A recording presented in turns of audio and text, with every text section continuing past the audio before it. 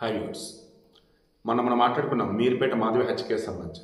అందులో మెయిన్ ఏంటండి, సూక్ష్మదర్శిని సినిమా ఎగ్జాక్ట్గా మరలా అదే. అందులో సూక్ష్మదర్శిని సినిమా ఆల్రెడీ అంతా చూస్తుంటారు కాబట్టి సీక్రెట్స్ ఏముందిలే కానీ అందులో రివీల్ చేస్తున్నాను. మెయిన్ ఆ చనిపోయినటువంటి దట్ మీన్స్ ఒక మనిషిని చంపుతారు కదా, చంపింది ఎవరు ఏంట్రా అన్నప్పుడు ఒకడిని చూపిస్తారు, వాడే నేను అన్నట్టు వాడు చెప్తాడు. బట్ అక్కడ వాళ్ళ మామ వరుసగా ఒక పెద్ద ఆయన ఉంటాడు, వాడు కొడుకు ఉంటాడు, అండ్ ముస్లాం పెద్ద ఉంటుంది. అంటే నలుగురు మొత్తం ఆ మర్డర్కి సంబంధించి. ఇక్కడ మీర్పేట మాధవి హత్య కేసు సంబంధించి కూడా చెక్ చేస్తే మినిమం సేమ్ నలుగురు ఉన్నట్టుగా తెలుస్తుంది. అందులో ఇద్దరు మగోళ్ళు, ఇద్దరు ఆడవాళ్ళు.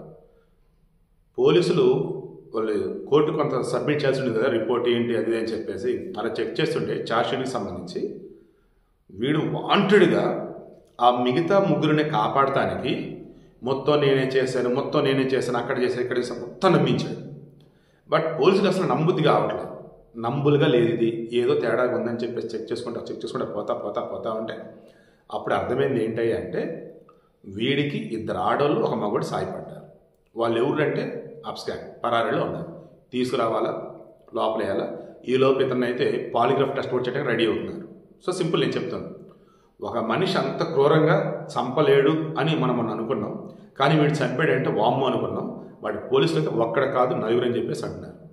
అయితే మీర్పేట మాధవి హత్య కేసులో ఆమె మాధవి ఇంట్లోకి వెళ్ళింది చూశారు, బయటికి రాలేదు, దాంతో ఇంట్లో అప్పుడే చంపారనుకున్నారు. ఇంకా ఎవరెవరు వెళ్ళారు ఏంటి అన్నది ఇప్పుడు డీటెయిల్స్ మొత్తం తీయాలి. సో సింపుల్, ఒక్కడైతే కాదు, అంత క్రూరంగా ఒకడైతే చంపలేడని చెప్పేసి మరలా ప్రూవ్ అయిందంటే మేమే కొంచెం టైం పట్టవచ్చు, బట్ ఖచ్చితంగా వీటితో పాటు ఇంకైతే ఎవరైతే ఉన్నారని నాకైతే అనిపిస్తూనే ఉంది. పోలీసు కూడా అదే చెప్తా ఉన్నారు.